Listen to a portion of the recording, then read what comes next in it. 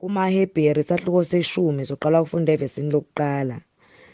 Ngokuba lokhu umthetho unesithunzi sezinto ezinhle ezizayo, ungesiwo umfanekiso wazo uqobo, ungeze waba namandla ngemihlatshelo enikelwe njalonjalo iminyaka ngeminyaka ukubenza baphelele labo abasondelayo. Uma kwakungenjalo, ingayekwanga ukunikelwa na? Lokhu phela abakhonzayo sebehlanjululwe kanye babengasayikuba novalo ngezono. Kodwa kuleyo mihlatshelo kukhona ukukhunjulwa kwezono iminyaka ngeminyaka, ngokuba akunakwenzeka ukuba igazi lezinkukhu nelezimbuzi lisuse izono.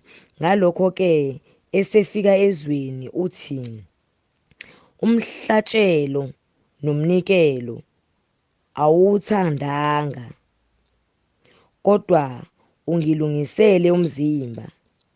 Iminikelo yokushiswa nemihlatshelo ngenxa yesono awuyithokozelanga.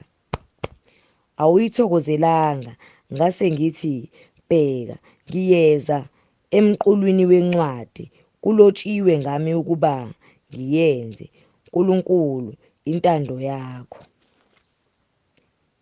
Eseshilo ngasenhla ukuthi imihlatshelo neminikelo yokushiswa nemihlatshelo ngenxa yezono awuyithandanga, awuyithokozelanga, eyona ilethwa ngokomthetho.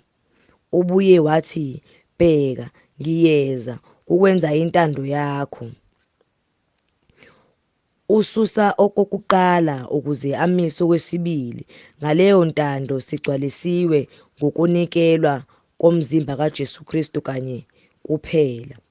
Abapristi bonke kambe bemi bekhonza imihla ngemihla benikela kaningi ngayo leyo mhlatshelo engasoze yaba namandla wokususa izono, kepha yena esenikele ngomhlatshelo waba munye ngenxa yezono, wahlala phakade ngakwesokunene sikaNkulunkulu usalindele izitha zakhe zize zenziwe isenabelo sezinyawo zakhe, ngokuba ngomnikelo munye uphelelise njalonjalo labo abangcwelisiweyo. Kepha noMoya oNgcwele uyafakaza kithina ngokuba emva kokusho kwakhe ukuthi, yilesi sivumelwano engizakusenza nabo emva kwalezo zinsuku, isho iNkosi, ngiyakufaka imithetho yami ezinhliziyweni zabo, ngiyilobe engqondweni yabo, nezono zabo nobubi babo angisoze ngakukhumbula futhi. Kepha lapho kukhona ukuthethelelwa kwalokho, akusadingeki ukunikela ngenxa yesono. Ngakho-ke, bazalwane, njengokuba sinesibindi sokungena endaweni engcwele ngegazi likaJesu, ngendlela esivulela yona indlela entsha ephilayo, edabula isihenqo okungukuthi yinyama yakhe, sinompristi omkhulu wendlu kaNkulunkulu, masisondele ngenhliziyo eqinisileyo ngokwethemba okupheleleyo kokukholwa, zifafaziwe izinhliziyo zenu kungasekho valo lokubi, umzimba wethu ugeziwe ngamanzi acwebileyo. Masibambisise isivumelwano sethemba lethu singagxeki, ngokuba ukholekile lowo owethembisayo. Masiqaphelane ukuze kuvuswe uthando nemisebenzi emihle, singakuyeki ukuhlangana kwethu njengokomkhuba wabanye, kepha masivuselelane, ikakhulu njengokuba nibona usuku lusondela, ngokuba uma sona ngamabomu emva kokuba sasemukele ukwazi kweqiniso, akusekho umnikelo ngezono, kepha kuphela ukulindela okwesabekayo, okwahlulelwa nomlilo oshisayo ozakuqeda amaphikankani. Odelele umthetho kaMose uyakufa engahawukelwa ngezwi lawofakazi ababili noma bebathathu.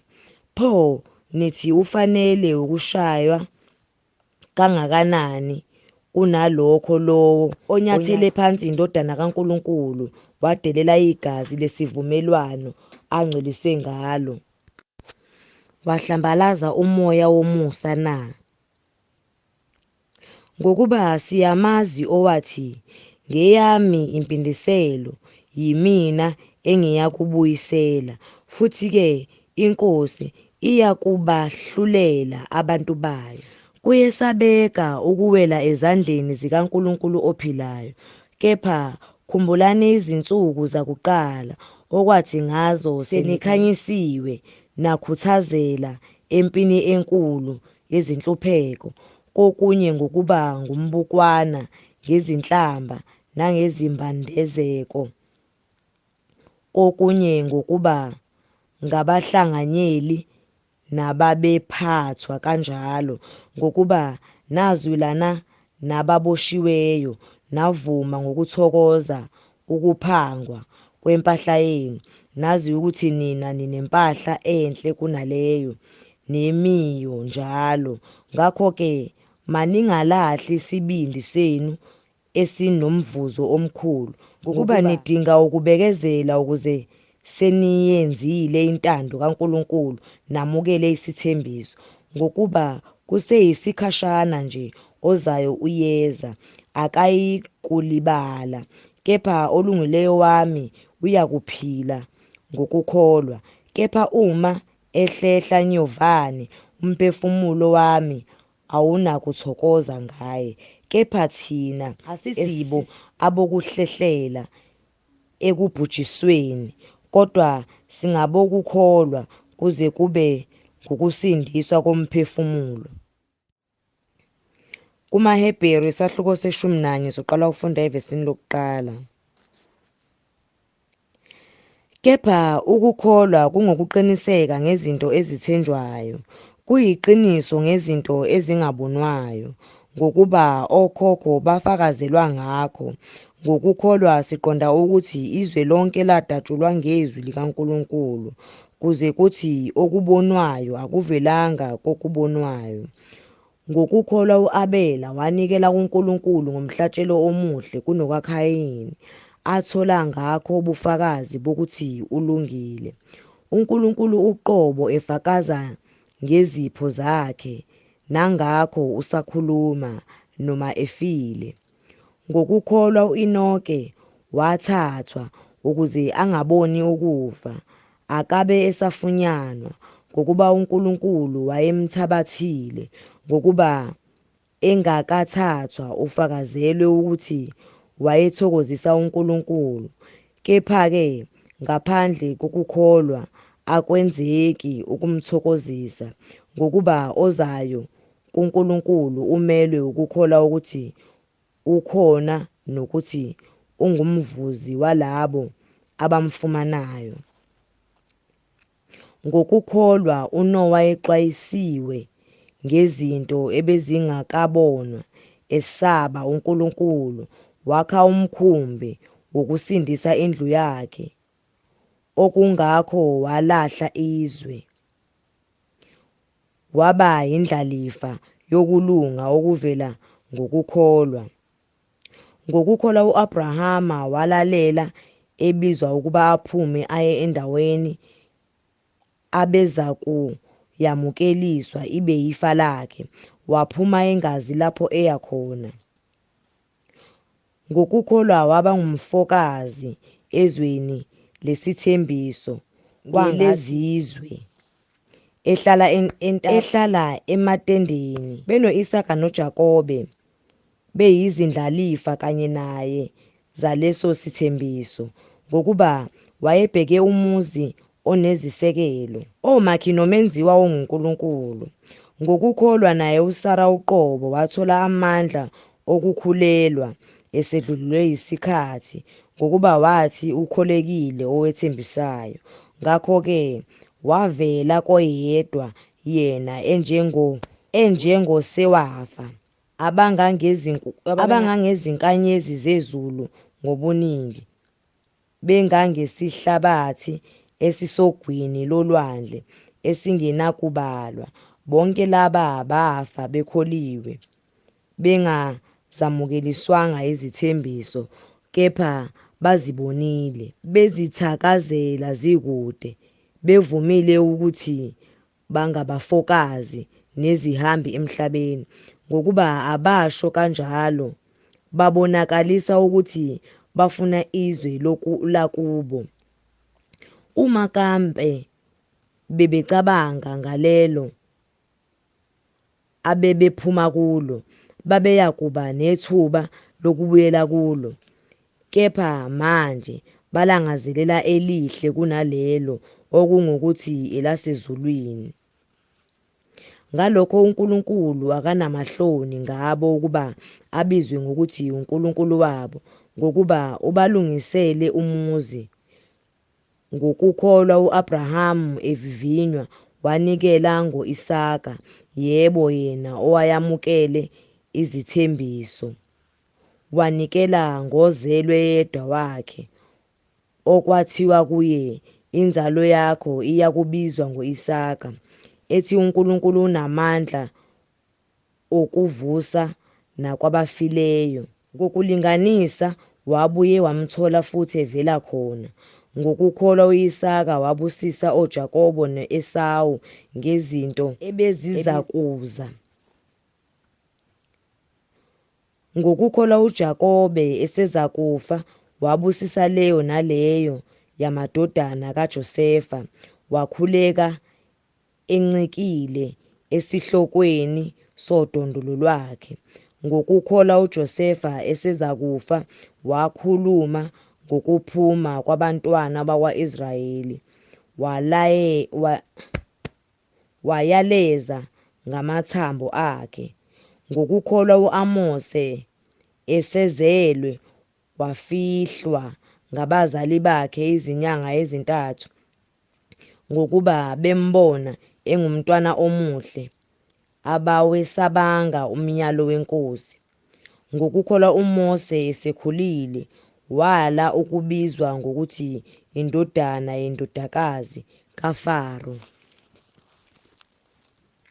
Kunalokho wakhetha ukuphathwa kabi kanye nabantu bakaNkulunkulu kunokuba athokoze isikhashana esonweni, ethi ukuthukwa ngenxa kaKristu kuyimfuyo enkulu kunengcebo yaseGibhithe, ngokuba wayebheke umvuzo.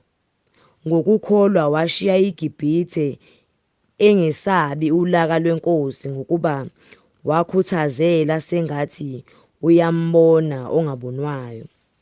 Ngokukholwa wamisa iPhasika ngokufafaza ngegazi, ukuze umbhubhisi angathinti amazibulo abo. Ngokukholwa badabula ulwandle olubomvu kungathi kusemhlabathini omileyo, okwathi abaseGibhithe bekulinga lokho baminza. Ngokukholwa izingange zaseJerikho zawa sezizungeziwe izinsuku eziyisikhombisa. Ngokukholwa uRahabi isifebe akabhubhanga kanye nabangalalelanga, esezamukele izinhloni ngokuthula. Ngisezakuthini futhi na?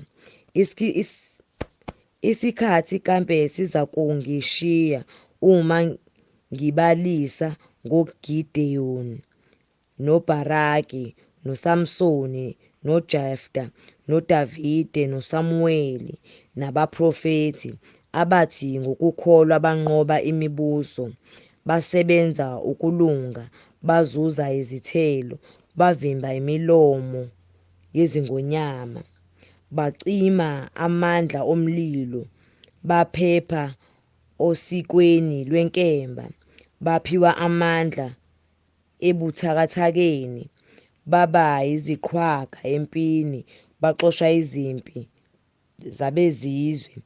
Abesifazane bamukeliswa abafileyo babo bevusiwe, abanye bahlushwa